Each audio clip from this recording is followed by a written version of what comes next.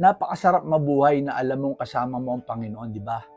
Yung alam na alam mo na sa iyong puso, nakilala ka ng Panginoon inside out. Alam ng Panginoon yung pangalan mo, alam ng Panginoon ang mga pangarap mo sa buhay, at alam mong yung mga struggles na nararanasan mo ay training yan. Dahil pag hindi nakagraduate dyan sa struggles na yan, ay hindi mo mamamanage yung nakalaan niyang plano sa buhay mo.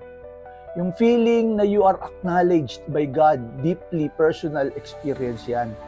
At nagre-reflect yan kung paano siya nag-i-interact at nag-guide sa buhay mo.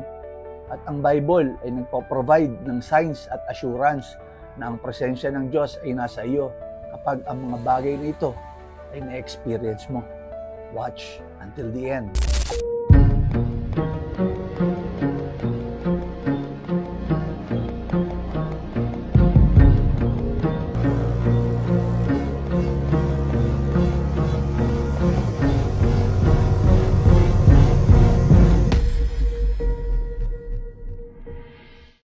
Seven signs na kinikilala ka ng Panginoon at ang God's presence ay nasa iyo. Number 1, answered prayers. Isang indikasyon na nasa iyo ang presence ng Panginoon kapag nare-realize natin na sumasagot siya sa ating mga kahilingan, sa ating mga panalangin sa Kanya. Mga kahilingan na according to His will, hindi yung Lord, kailangan ko ng pambayad sa mga bill sa bahay, tapos nakapulot ka ng wallet na maraming laman, tapos nandoon yung mga IDs ng may-ari. Sabihin mo, Lord, salamat, answered prayer po ito. O kaya, Lord, palaguin mo tong 500 ko, Lord. Kailangan ko po. Tapos mag-i-scatter ka at nanalo ka. Lord, salamat, Lord, napakabuti mo. Huy, hindi galing kay Lord yan. Dilinlang ka ni Satanas at nagpalinlang ka naman. Madami tayong makikita niyan sa loob ng kasino. At aminin ko sa inyo, matagal ako sa ganyang buhay. Marami dyan, pagkwentuhan na kinabukasan, binless ako ni Lord. Nanalo ako ng 200,000 sa kasino agabi. Kapatid, kay Satanas galing yan, kapatid. Kaya rin magbigay ni Satanas ng mga bagay na para sa lupa. Si Jesus nga, akalain mo, inofera ni Satanas ng power, ability to do miracles at mga kaharian sa mundo. Pero Jesus resisted and relying on His faith. Basahin niyo yan, ang kwentong yan sa Matthew 4 at sa Luke 4. Kaya niyo bang tanggihan yon? Sabihin ng kalaban, bibigyan kita ng kaharian sa mundo. Ang kailangan mo lang gawin ay sambahin si Satanas. Uy, ang sarap kaya maghari sa mundo. Kaya kung nakapulot ka ng wallet na puno ng pera pero nandun ang lahat ng ID ng may-ari, o manalo ka ng major sa casino, hindi yan answered prayer at hindi yan presence ni Lord sa buhay mo. Presence ni Satanas yan. Number 2, peace in trials. Yung nakaka-experience ka ng peace kahit may pagsubok sa buhay. Sa iyong mga panalangin, nare-realize mo that there is still light sa dilim ng buhay. Be assured na kaya ganyan yan ay dahil kasama mo si Lord.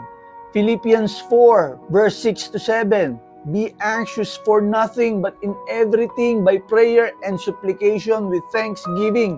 Let your requests be made known to God, and the peace of God, which surpasses all understanding, will guard your hearts and minds through Jesus Christ.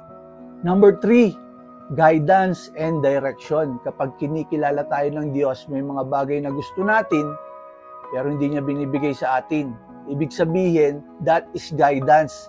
At yung mga bagay na dumarating sa buhay natin na hindi natin alam kung saan nanggaling, that is God's direction. Sa Proverbs 3, verse 5 to 6, reminds us, trust in the Lord with all your heart, and lean not on your own understanding. In all your ways, acknowledge Him, and He shall direct your paths. Number 4, conviction and growth. Yung nararamdaman natin ng ating pagkakasala at tinatanggap natin ng hatol kapalit ng sala na yan, that is conviction. At ang conviction never feels good. Pero it will lead to something good, and through this, we are experiencing spiritual growth. Sign ito of God's active work in our lives. Hebrews 12 verse 6, ang sabi sa atin, for whom the Lord loves, He chastens and scourges every son whom He receives. Kapag mahal ka ng Panginoon, ikaw ay pinaparusahan at pinapalo, chastens and scourge. Kaya kung lulong ka sa kasalanan, halimbawa sugal o promotor ka ng sugal, kumbaga malaatong ang gambling lord na hindi pinapalo ng totoong Lord, ibig sabihin nun, di siya love ni Lord. Dahil ang mga tunay na love ni Lord ay nagkakaroon ng realization sa pamamagitan ng pagpalo ni Lord at pagparusa ni Lord. Number 5, joy and strength. Example nito, yung masaya kang nagpupuri sa Panginoon, masaya kang lumalalim ang pagkakilala mo sa Kanya. Ito ay strength that acknowledges His presence in our lives. Sa Nehemiah 8 verse 10, ang sabi sa atin, do not sorrow, for the joy of the Lord is your strength. Number 6, provision and care. Yung nakakaraos tayo sa ating mga pangangailangan, hindi tayo nagkakasakit na may patuloy tayong pagtawag at relasyon sa Kanya. God's presence and acknowledgement yan sa Matthew 6 verse 31 to 33. Therefore do not worry, saying, what shall we eat, or what shall we drink, or what shall we wear? But seek first the kingdom of God and His righteousness, and all these things shall be added to you. Number 7, inner assurance and love. Ultimately, the greatest sign na we are being acknowledged by God is the assurance of His love and presence sa ating puso. Nararamdaman natin yan, hatid sa atin ng Holy Spirit sa loob natin. Romans 8 verse 38 to 39, sabi sa atin, for I am persuaded that neither death, nor life, nor angels, nor principalities, nor powers, nor things present, nor things to come, nor height, nor depth, nor any other created thing shall be able to separate us from the love of God which is in Christ Jesus our Lord.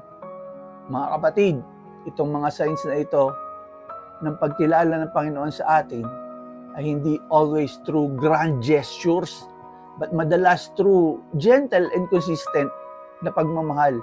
Siya ay kasama natin sa araw-araw ng ating mga buhay.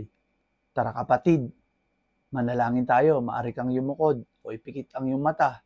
Damhin natin ang Espiritu ng ating Panginoon.